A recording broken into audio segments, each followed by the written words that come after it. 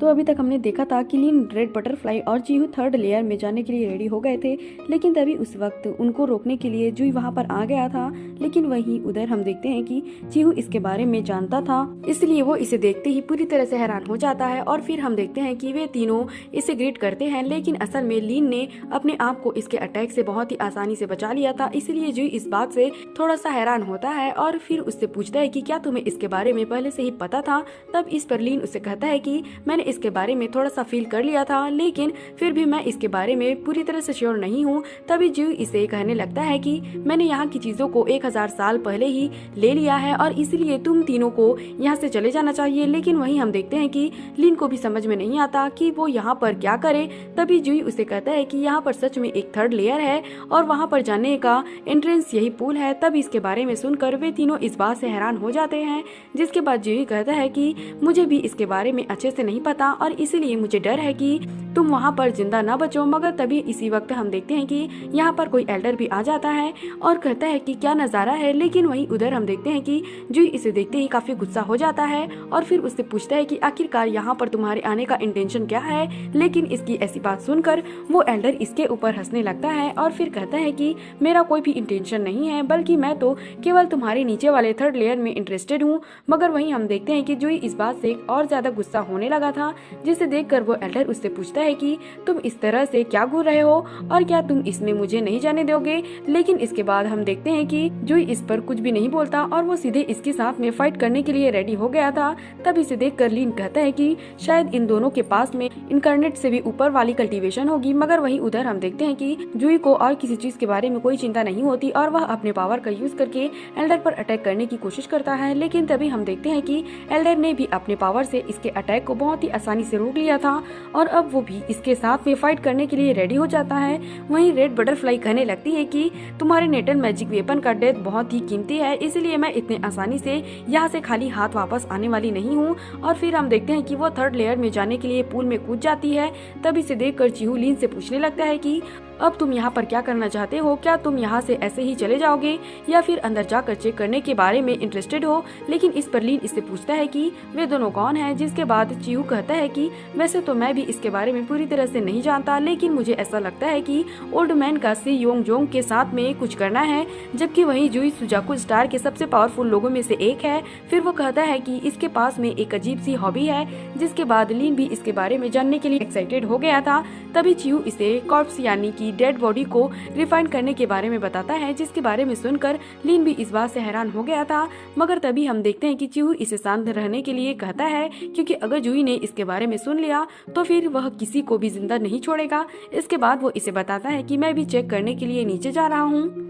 जिसके बाद हम देखते हैं कि लीन ने भी वहां पर जाने के लिए डिसाइड कर लिया था और अब इसीलिए हम देखते हैं कि वो भी जीहू के साथ में वहां पर चला जाता है। वहीं उधर हम देखते हैं कि रेड बटरफ्लाई को यहाँ पर कुछ भी नहीं हुआ था और इसीलिए वो यहाँ से सेलेस्टियल एनर्जी को इकट्ठा करने में लगी हुई थी। मगर तभी हम देखते हैं कि लीन और जीहू भी यहाँ पर आ जाते हैं और वो यहाँ से सेलेस्टियल एनर्जी को इकट्ठा करने में लग जाते हैं। तभी लीन कहने लगता है कि यहाँ की मैजिकल पावर बाहरी दुनिया से कई गुना ज्यादा पावरफुल है और मैं तो यह भी नहीं जानता कि यह पैलेस क्रिस्टल क्या है। तभी हम देखते हैं कि वह अपने पावर का यूज करके इसे हिलाने की कोशिश करता है, लेकिन वो इसे थोड़ा सा भी नहीं हिला पाता। जिसके बाद हम देखते हैं कि लीन को भी इसके बारे में कुछ भी समझ में नहीं आता। लेकिन तभी हम देखते हैं कि वे दोनों भी फाइट करते हुए यहाँ पर आ जाते हैं, जहाँ पर वो एल्डर अभी भी जुई के पीछे लगा हुआ था। इसलिए जुई उससे पूछता है कि आखिरकार तुम मुझे फॉलो क्यों कर रहे हो। तब इस पर वो एल्डर इससे कहता है कि तुम्हारे साथ में जरूर ही कोई गड़बड़ है और इसीलिए मैं तो तुम्हारा पीछा करूंगा ही। मगर अब इसके वजह से हम देखते हैं कि जुई इसके ऊपर गुस्सा हो गया था और अब इसीलिए वो अपने पावर का यूज करके इस पर अटैक करने के लिए रेडी हो जाता है। तब इसके ऐसे पावर को देखकर वो एल्डर उससे कहता है कि मैंने भी स्पिरिट को कंट्रोल करने वाले पावर के बारे में सुना है और इसीलिए इसमें हैरानी की कोई बात नहीं है कि तुम्हारे पास में इतनी डेथ ऑरा है। अब इतनी बात कहने के बाद हम देखते हैं कि एल्डर भी अपने पावर को एक्टिवेट कर लेता है और अब इस तरह से इसका यूज करके जुई पर अटैक करने के लिए रेडी हो गया था। लेकिन इसके बाद भी हम देखते हैं कि जुई ने अपने पावर से इसके अटैक को बहुत ही आसानी आसानी से रोक लिया था। और फिर हम देखते हैं कि इन दोनों के टक्कर की वजह से यहाँ पर कोई हलचल होने लगती है, जिसके बाद जूही उस एल्डर से कहने लगता है कि अगर ये फ्रेगमेंट कोलैप्स हो गया तो मुझे लगता है कि हम दोनों में से कोई भी यहाँ पर कुछ भी नहीं कर पाएगा। इसके बाद वो इसे बता देता है कि यहाँ पर टोटल 6 लेयर हैं, इसलिए अगर यहाँ पर एक भी फ्रेगमेंट कोलैप्स हुआ तो फिर हम यहाँ पर कुछ भी नहीं कर पाएंगे। इसके बाद वो इसे कहता है कि तुम सिर्फ इंसेक्ट के एल्डर हो, लेकिन तुम अपनी कल्टीवेशन के एंड में भी नहीं पहुंचे हो, जिसकी वजह से तुम तो यहाँ पर जरूर ही मारे जाओगे। और फिर वो इससे पूछता है कि क्या अभी भी तुम फाइट करना चाहते हो, लेकिन वही हम देखते हैं कि वो एल्डर इसके बारे में कुछ भी नहीं बोलता, जबकि वही लीन को समझ में आ गया था कि अब यहाँ पर रुकना सही नहीं है। और अब इसीलिए हम देखते हैं कि वे तीनों यहाँ से भागने की कोशिश करते हैं, मगर तभी इसी वक्त हम देखते हैं कि उस एल्डर ने अपने पावर का यूज करके इन तीनों को पकड़ लिया था।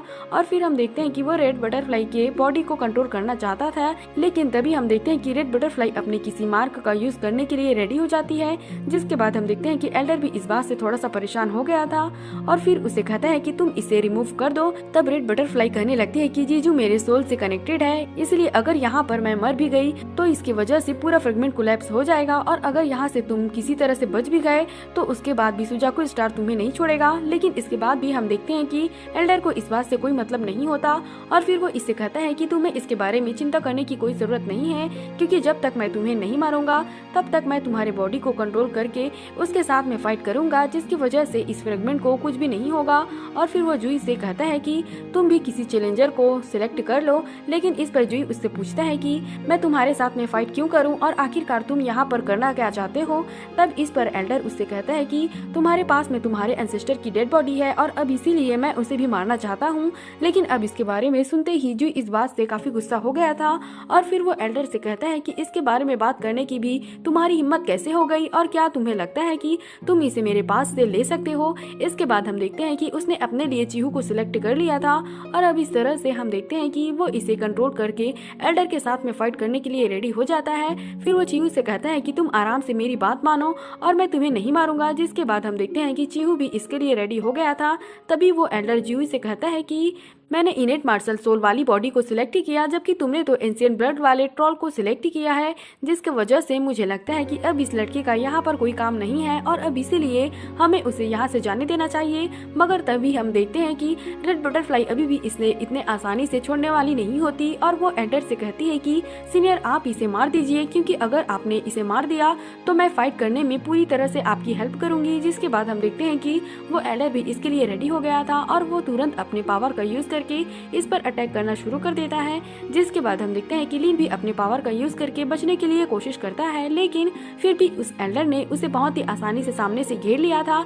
जिसके बाद हम देखते हैं कि लीन भी तुरंत अपने फॉरबिडन फ्लैग वाले पावर का यूज करने के लिए रेडी हो जाता है और कहता है कि अगर तुम इस फ्रेगमेंट को कोलैप्स करना ही चाहते हो तो फिर मुझे लगता है कि मैं इसे बहुत ही आसानी से कर सकता हूँ। जिसके बाद इसके ऐसे पावर को देखकर वो एल्डर भी इस बात से काफी हैरान हो गया था, और फिर कहता है कि यह लड़का तो बिल्कुल भी झूठ नहीं बोल रहा है, क्योंकि ये इसका यूज करके तबाही को बहुत ही आसानी से ट्रिगर कर सकता है, और अगर यहाँ पर ऐसा हुआ तो कोई भी यहाँ पर जिंदा नहीं बचेगा।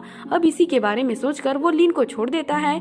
जिसके बाद हम देखते हैं कि रेड बटरफ्लाई भी इसका कुछ भी नहीं कर पाती, जबकि वही लीन यहाँ से जाने के बजाय वहीं पर छुप जाता है। जो सीन दिखाते हुए यह एपिसोड यहीं पर खत्म हो जाता है। तो अगर आपको एक्सप्लेनेशन अच्छी लगी हो तो हमारे चैनल को सब्सक्राइब और लाइक जरूर करना। Thanks for watching.